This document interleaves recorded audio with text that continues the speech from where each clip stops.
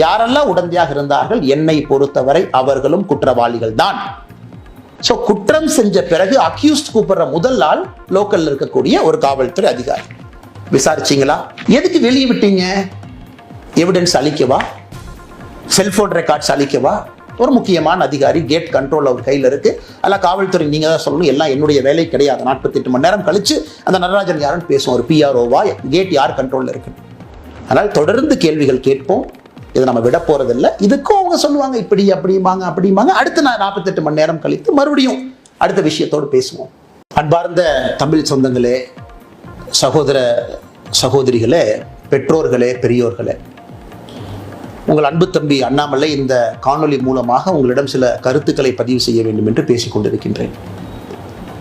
December 23ஆம் தேதி 2024 அண்ணா பல்கலைக்கழகத்தில் அங்கே படித்துக் கொண்டிருக்கக்கூடிய சகோதரிக்கு மிக மோசமான, கோரமான ஒரு பாலியல் வன்கொடுமை நடந்தது நமக்கு தெரியும்.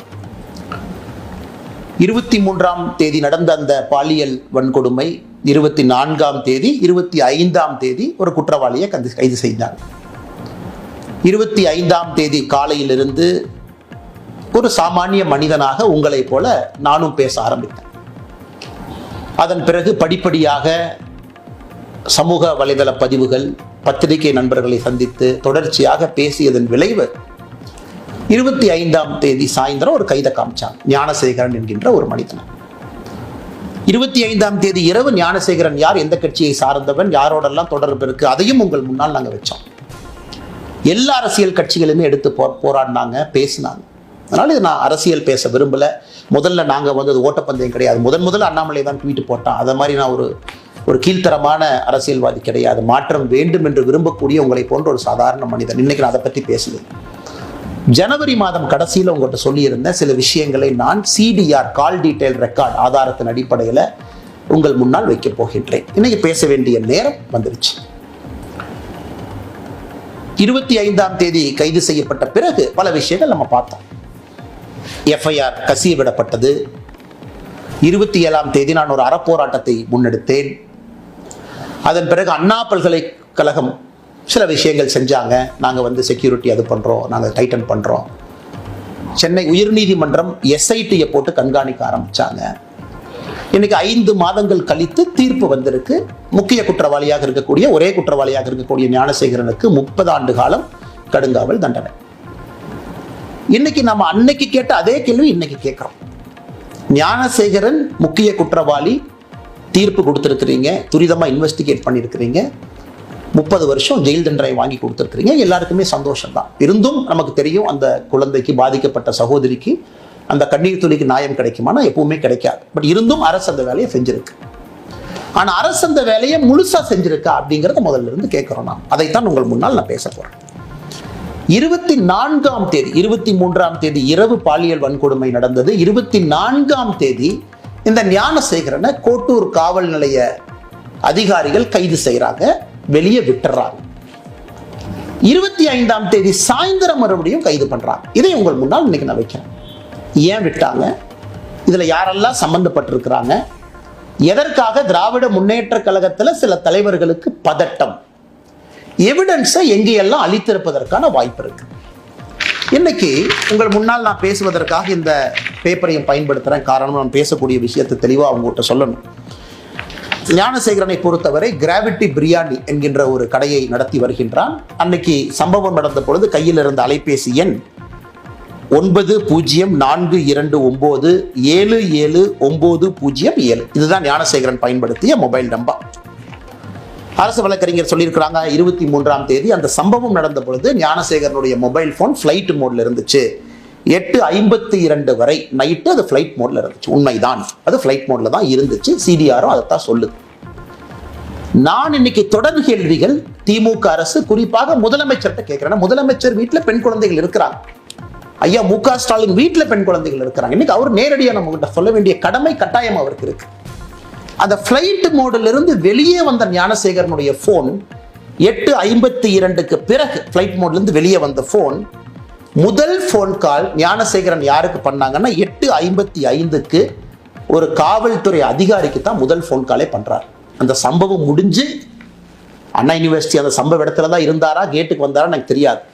8:55க்கு ஞானசேகரனுடைய தொலைபேசியில் இருந்து ஒரு போலீஸ் ஸ்டேஷனை நிர்வகிக்கக்கூடிய ஸ்டேஷன் ஹவுஸ் ஆபீசர், அந்த ரேங்கில் இருக்கக்கூடிய சப் இன்ஸ்பெக்டர், இன்ஸ்பெக்டர் ரேங்கில் இருக்கக்கூடிய அதிகாரிக்கு சம்பவம் முடிந்த பிறகு முதல் போன் கால் ஞானசேகரன் பண்றான். காவல்துறையின் மீது பெரும் மதிப்பு நான் வைத்திருக்கின்றேன் எல்லாருக்கும் தெரியும். அன்னைக்கு அந்த காவல்துறை அதிகாரினுடைய பெயரையும் அவர் பதவியும் அவருடைய மொபைல் நம்பரை இன்னைக்கு நான் வெளியிடல. 48 மணி நேரம் கழித்து அரசு என்ன பதில் சொல்றாங்கன்னு பார்த்துட்டு நான் வெளியிடுறேன். 8:55க்கு காவல்துறை அதிகாரிக்கு செஞ்ச முதல் போன் கால் எதற்காக? அந்த காவல்துறை அதிகாரி 6 நிமிடம் கழித்து 9:01க்கு திரும்ப ஞானசேகரனுக்கு அந்த காவல்துறை அதிகாரி கூப்பிடுறார். எதற்காக? சோ குற்றம் செஞ்ச பிறகு அக்யூஸ்ட் கூப்பிடுற முதல் ஆள் லோக்கல்ல இருக்கக்கூடிய ஒரு காவல்துறை அதிகாரி. விசாரிச்சீங்களா? காவல்துறை அதிகாரிக்கு என்ன ரிப்போர்ட்டிங் என்ன ஞானசேகரன் பண்றான்? குற்றம் செய்த பிறகு அது சார்ஜ் ஷீட்ல கொண்டு வந்தீங்களா? அதிகாரிக்கும் இவனுக்கும் இதுக்கு முன்னாடி ஏதாச்சும் தொடர்பா இருக்கா? ஏன் நான் திரும்ப திரும்ப கேட்கிறேன்னா, மே 14ஆம் தேதி ஞானசேகரன் மீது 2வது எஃப்ஐஆர் சிபிசிஐடி ரெஜிஸ்டர் பண்ணிருக்காங்க. December 23 offence, first FIR. இது போன்ற இன்ன பெண்கள் பாதிக்கப்பட்டிருக்கின்றார்களா? அண்ணா யூனிவர்சிட்டியில் ஒரு கேஸ் மட்டுமா, இன்னும் மல்டிபிள் கேசஸா? இதே மோடஸ் ஆபரண்டியை பயன்படுத்தினானா?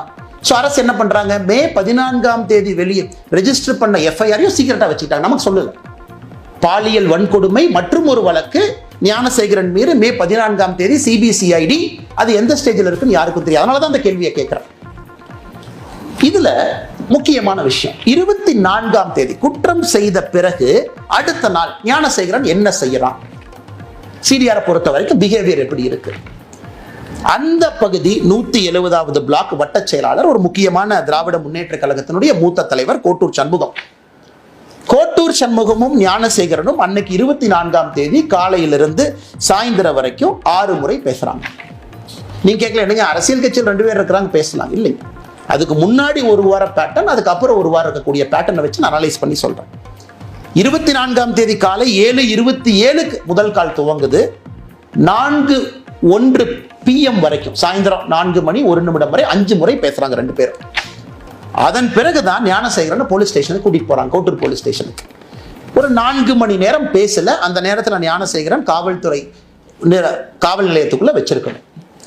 வெளியே வந்த பிறகு ஞானசேகரனும் கோட்டூர் சண்முகம் மறுபடியும் பேசுகிறார். சோ எதுக்கு கோட்டூர்புரம் காவல் நிலைய அதிகாரிகள் ஞானசேகரனை 24ஆம் தேதி போலீஸ் ஸ்டேஷன் எதுக்கு கூட்டிட்டு போனீங்க? எதுக்கு வெளியே விட்டீங்க? எவிடன்ஸ் அளிக்கவா? Cellphone records அளிக்கவா?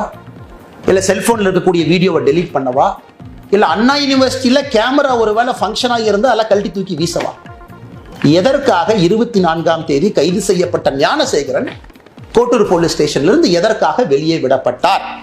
இந்த நேரத்துல ரொம்ப முக்கியமான விஷயம், ஞானசேகரன் கோட்டூர் காவல் நிலையத்திலிருந்து வெளியே வந்த பிறகு நைட்டு 8:30 மணிக்கு மேல 24ஆம் தேதி இரவு தமிழகத்தினுடைய சுகாதாரத்துறை அமைச்சர் அண்ணன் மா சுப்பிரமணியம் அவர்களும் கோட்டூர் சண்முகமும் பேசுறாங்க. இது கோட்டூர் சண்முகத்தினுடைய சிடிஆரை பார்த்தீங்கன்னா, ஞானசேகரன் வெளியே வந்ததுக்கு அப்புறம் கோட்டூர் சண்முகத்தினுடைய பிஹேவியரல் பேட்டர்ன் மா சுப்பிரமணியத்தை கூப்பிடுறாரு. 8:30 மணிக்கு பேசுறாங்க. 8:32 மணிக்கு மா சுப்பிரமணியம் கோட்டூர் சண்முகம் மறுபடியும் பேசுறாங்க. இது எல்லாம் நம்ம நல்லா புரிஞ்சுக்கணும். எதற்காக, யாரை காப்பாத்துறதுக்காக இவ்வளவு பதட்டம்? அண்ணா பல்கலைக்கழகத்தில் பணிபுரியக்கூடிய நடராஜன் ஒருத்தர், ஒரு முக்கியமான அதிகாரி, கேட் கண்ட்ரோல் அவர் கையில் இருக்கு. அதெல்லாம் காவல்துறை நீங்க தான் சொல்லணும், எல்லாம் என்னுடைய வேலை கிடையாது. 48 மணி நேரம் கழிச்சு அந்த நடராஜன் யாருன்னு பேசுவோம். ஒரு PROவா, கேட் யார் கண்ட்ரோல்ல இருக்கு? அந்த அண்ணா பல்கலைக்கழகத்தில் இருக்கக்கூடிய நடராஜனும் கோட்டூர் சண்முகமும் எத்தனை முறை பேசியிருக்காங்கன்னா, டிசம்பர் 23ஆம் தேதி பேசியிருக்காங்க, டிசம்பர் 24ஆம் தேதி பேசியிருக்காங்க, டிசம்பர் 25ஆம் தேதி பேசியிருக்காங்க, டிசம்பர் 26ஆம் தேதி பேசியிருக்காங்க. மொத்தமாக இந்த 4 நாட்கள்ல கோட்டூர் சண்முகமும் அண்ணா பல்கலைக்கழகத்திலே பணி செய்யக்கூடிய நடராஜனும் 13 முறை பேசியிருக்கின்றார்கள். 13 முறை. நான் ஏற்கனவே சொன்னது போல 24ஆம் தேதி குற்றம் நடந்த அடுத்த நாள் வெளியே வந்த ஞானசேகரனும் கோட்டூர் சண்முகமும் 8:34க்கு மறுபடியும் பேசுறாங்க. கோட்டூர் சண்முகம் இதோடு நிக்கலிங்க. ஞானசேகரன் 8:34 சாயந்தரம் மணிக்கு பேசிய பிறகு கோட்டூர் சண்முகம் யார்கிட்ட பேசுறாங்கன்னா, இன்னொரு காவல்துறை உயர் அதிகாரி, என்ன காவல்துறை மீது மரியாதை இருக்கின்ற காரணத்தினால உயர் அதிகாரியுடைய பேர் அந்த நேரத்தில் சொல்லல, 8:59க்கு சாயந்தரம் போன் பண்றார் Kottur Shanmugam, talks to that police officer. 9:07க்கு மறுபடியும் Kottur Shanmugam talks to that police officer. இதெல்லாம் 24ஆம் தேதி இரவு.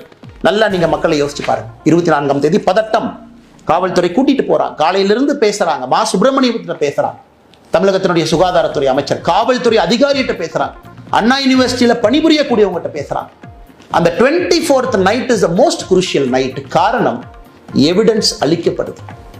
உள்ள போயிட்டு வெளியே வந்த ஞானசேகரன் எவிடன்ஸ் அளிக்கப்படுது. ஏன்னா இவங்க ரெஜிஸ்டர் பண்ண 11 செக்ஷன்ல, நான் புதுசாக அது பொருளை கலப்பினீங்க சொல்லல, தமிழகத்தினுடைய எஸ்ஐடி ரெஜிஸ்டர் பண்ண 11 செக்ஷன்ல ஒரு செக்ஷன் எவிடன்ஸ் அளிச்சதுக்காக ஒரு செக்ஷனை போட்டிருக்கான். அப்ப என்ன எவிடன்ஸ் அளிக்கப்பட்டது? அதன் பிறகு 25ஆம் தேதி காவல்துறை சொல்றாங்க ஞானசேகரன் சாயந்தரம் கைது பண்ற பிறகு அண்ணா யூனிவர்சிட்டி சிசிடிவி வேலை செய்யல, செல்போன்ல எங்களுக்கு தெரியல. மே 14ஆம் தேதி தான் சொல்றாங்க இன்னொரு பாலியல் வன்கொடுமை வழக்கு ஞானசேகரன் மீது பதிவு செஞ்சிருக்கிறாங்க. அதை பத்தி யாரும் நம்ம பேசல, அது எந்த ஸ்டேஜில் இருக்குன்னு கூட தெரியாது. 25ஆம் தேதி காவல்துறையை பொறுத்தவரை பிளாங்க். ஞானசேகரனை கைது செய்த பிறகு பிளாங்க். சோ கோட்டூர் சண்முகத்திற்கு எதற்காக இவ்வளவு பதட்டம்? அந்த பகுதியினுடைய திராவிட முன்னேற்ற கழகத்தினுடைய வட்ட செயலாளர். அப்ப காவல்துறை எஸ்ஐடி அதிகாரிகள் கோட்டூர் சண்முகத்தை கூப்பிட்டு விசாரிச்சீங்களா? ஸ்டேட்மெண்ட் எடுத்தீங்களா? கோட்டூர் சண்முகம் எந்த காவல்துறை அதிகாரி கிட்ட பேசினாங்க, அவங்கள கூப்பிட்டு பேசுனீங்களா? மா சுப்பிரமணியம் அமைச்சரை போலீஸ் ஸ்டேஷனுக்கு கூப்பிட்டீங்களா? எஸ்ஐடி மா சுப்பிரமணியம் அவன்கிட்ட கேட்டீங்களா? எதற்காக போன் வந்துச்சு, எதற்காக நீங்க பேசுனீங்க, இந்த பேட்டர்ன்ல எதற்காக நீங்க இன்வால்வ் ஆயிருக்கிறீங்க? இந்த கேள்விகளை நம்முடைய எஸ்ஐடி அதிகாரிகள் கேட்டீங்களா? அன்பு சொந்தங்களே, இந்த நேரத்தில் நீங்க ரெண்டு விஷயத்தை பார்க்கணும். இந்த 24ஆம் தேதி இவ்வளவு நான் சொல்ல இன்னைக்கு பாதிக்கப்பட்ட மாணவியினுடைய வழக்கறிஞர் சொல்றாரு, அதே 24ஆம் தேதி 2 காவல்துறை அதிகாரிகள் அந்த மாணவியை பார்த்து எஃப்ஐஆர் வேண்டாமா, எஃப்ஐஆர் எல்லாம் போட்டா வாழ்க்கை கெட்டு போயிருமா, எஃப்ஐஆர் கொடுக்காதுன்னு 2 பேர் சொல்றாங்க. 2 காவல்துறை அதிகாரி, ஒருத்தர் மஃப்டியில வர்றாங்க, ஒருத்தவங்க யூனிஃபார்ம்ல வர்றாங்க. நான் சொல்லுகின்ற இவ்வளவு விஷயங்கள் 24ஆம் தேதி நடக்கும் பொழுது 2 காவல்துறை அதிகாரிகள் அதே 24ஆம் தேதி மாணவியிட்ட எஃப்ஐஆர் எடுக்க 1 full day டிலே பண்றாங்க. அதனால் இது எல்லாமே உங்களுடைய கவனத்துக்கு கொண்டு வருவது மட்டுமல்ல, உங்கள் முன்னால் இந்த நேரத்தில் நான் வைத்திருக்கின்றேன். அன்பு சொந்தங்களை, இன்னைக்கு நாம கேட்கக்கூடிய முக்கியமான கேள்விகள், யார் அந்த சார்? அதே கேள்வியை திரும்ப நம்ம கேட்கிறோம், முதல்ல இருந்து கேட்டுக்கிட்டு இருக்கோம். சர்க்கம்ஸ்டன்ஷியல் எவிடன்ஸ் என்ன? இதெல்லாமே ஓப்பன் சிடிஆர் கால்ஸ். இந்த சிடிஆர்லாம் பார்த்தீங்கன்னா 3 செகண்ட் பேசுறாங்க, அண்ணே வாட்ஸ்அப்பில் வாங்கிறார். வாட்ஸ்அப் நம்மகிட்ட இல்லை, அது காவல்துறை இருக்கு, ஐபிடிஆர்னு அது தனியாக ஒன்று போட்டு அவங்க எடுப்பாங்க. ஸோ வாட்ஸ்அப்பில் என்ன பேசுனாங்க தெரியாது. நான் சொல்வதெல்லாம் நேரடியாக தொலைபேசியில் ஓப்பன் டாக் பேசியிருக்கக்கூடிய கால். ஐபிடிஆர் அக்சஸ் நம்மகிட்ட இல்லைங்க, அது காவல்துறை இருக்கும். ஸோ யார் இன்டர்நெட் ஃபோன் கால் பண்ணது? சாதாரணமாகவே நம்மளே வாட்ஸ்அப்பில் தானே பேசுகிறோம். ஸோ எத்தனையோ கால் இதில் பார்த்தீங்கன்னா 3 செகண்ட் 4 செகண்ட் பேசின கால் என்ன, அண்ணே வணக்கண்ணே கொஞ்சம் வாட்ஸ்அப்பில் வாங்க. கோட்டூர் சண்முகம் விசாரிக்கப்பட வேண்டிய நபர். தமிழகத்தினுடைய சுகாதாரத்துறை அமைச்சர் மா சுப்பிரமணியம் விசாரிக்கப்பட வேண்டிய நபர். அந்த தெளிவை முதலமைச்சர் சொல்லாம எதுக்கு நாடகம் போடுறார்? முதலமைச்சராக ஒரு பக்கம், திராவிட முன்னேற்ற கழகத்தினுடைய தலைவராக இன்னொரு பக்கம் இருக்குல்ல. முதலமைச்சருக்கு 2 பொறுப்புகள், 2 பதவிகள் இருக்கு. கட்சி இன்வால்வ் ஆயிருக்கு, முதல்ல இருந்து இன்வால்வ் ஆயிருக்கு, காவல்துறை அதிகாரிகள் இன்வால்வ் ஆயிருக்கிறாங்க. இவ்வளவு விஷயங்கள் நடந்திருக்கு, இவ்வளவு தொலைபேசி அழைப்புகள். நீங்க கேட்கலாம், இல்ல அண்ணாமலை என்ன நீங்க சும்மா சொல்றீங்க? சரி, கோட்டூர் சண்முகம் அவர்களும் மா சுப்பிரமணியம் அவங்களும் டெய்லி பேசிக்கிறாங்களா? டெய்லி பேசிக்கிறாங்கன்னா, நான் சொன்ன 24ஆம் தேதியை 2 முறை பேசிக்கிட்டாங்க. அதன் பிறகு 6 நாட்கள் அவங்க பேசிக்கொள்ளவே இல்லை. இவங்க டெய்லி பேசுற ஆட்கள் கிடையாது. 24ஆம் தேதி பேசிய பிறகு இவங்க திரும்ப பேசினாங்களான்னு ரெக்கார்ட் எடுத்து பார்த்தீங்கன்னா 6 நாட்கள் இவங்க பேசல. அதனால் 24ஆம் தேதி பல விஷயங்கள் நடந்திருக்கிறது. அங்கதான் யார் அந்த சார் ஒளிஞ்சிருக்கிறார். அதனால் இது தொடரும். இன்னைக்கு நான் ஏற்கனவே சொன்ன, எதற்கும் பயப்பட போவது கிடையாது. ஒரு விஷயத்தை நான் சொன்னேன், அதனை கையில எடுத்திருக்கேன், உடும்பு புடியாக பிடித்து கடைசி வரை போக போறேன். நான் சாட்டையால் அடித்துக் கொண்டது அண்ணா பல்கலைக்கழக மாணவியினுடைய சகோதரனாக. எனக்கு ஒரு சகோதரி, அந்த சகோதரிக்கு ஒரு சகோதரன் இருந்தா 2 பேருக்கும் என்ன வலி ஏற்பட்டிருக்குமோ அதைத்தான் நான் செஞ்சேன். அதனால் தொடர்ந்து கேள்விகள் கேட்போம். இதை நம்ம விட போறதில்லை. இதுக்கும் அவங்க சொல்லுவாங்க இப்படி அப்படிமாங்க. அடுத்து நான் 48 மணி நேரம் கழித்து மறுபடியும் அடுத்த விஷயத்தோடு பேசுவோம். அதனால் முதலமைச்சர் அவர்களே பதில் சொல்லுங்க. இத்தனை பேர் இவ்வளவு குழப்பத்துல ஒரே ஒருத்தர் மட்டும்தான் அக்யூஸ்ட், எங்களுக்கு வேற யாரும் தெரியாது. இந்த ஆள் அவ்வளவு தைரியமா அண்ணா பல்கலைக்கழகத்துக்குள்ள இடத்தை செலக்ட் பண்றான், இந்த இடம்னு தெரியுது, அந்த இடத்த ரெடியா உட்கார்ந்து இருக்கான். அப்படின்னா இதுக்கு முன்னாடி அவன் குற்றமே எங்க செய்யலீங்களா? யாராச்சும் நம்புவாங்களா? அவ்வளவு பக்காவா ஸ்கெட்ச் போட்டு எஃப்ஐஆர் படிக்கும் போதே தெரியுது அந்த இடத்துல இருக்கக்கூடிய நபர் வேற எந்த தாக்குதலையும் ஈடுபடவில்லை. அப்ப மே 14ஆம் தேதி போட்ட வழக்கு என்ன சார்? யார் இந்த விக்டிம்? அண்ணா பல்கலைக்கழக மாணவி விக்டிமா? இல்லை இதே ஞானசேகரன் இன்னொரு இடத்துல இருந்தாரா? அதனால் கேள்விகள் தொடர்ந்து கேட்போம். இவங்க ஆளுங்கட்சியினுடைய யாரெல்லாம் சம்பந்தப்பட்டிருக்கிறாங்க, பதவிகளை யார் தவறாக பயன்படுத்தினாங்க, காவல்துறையுடைய கையை யார் கட்டி போட்டார்கள், 24ஆம் தேதி ஞானசேகரனை வெளியே கொண்டு வந்து குரூஷியல் எவிடன்ஸ் அளிப்பதற்கு யாரெல்லாம் உடந்தையாக இருந்தார்கள், என்னை பொறுத்தவரை அவர்களும் குற்றவாளிகள் தான். அதுல தான் அந்த யார் என்கின்ற சார் ஒளிஞ்சிருக்கிறார். வணக்கம், நன்றி.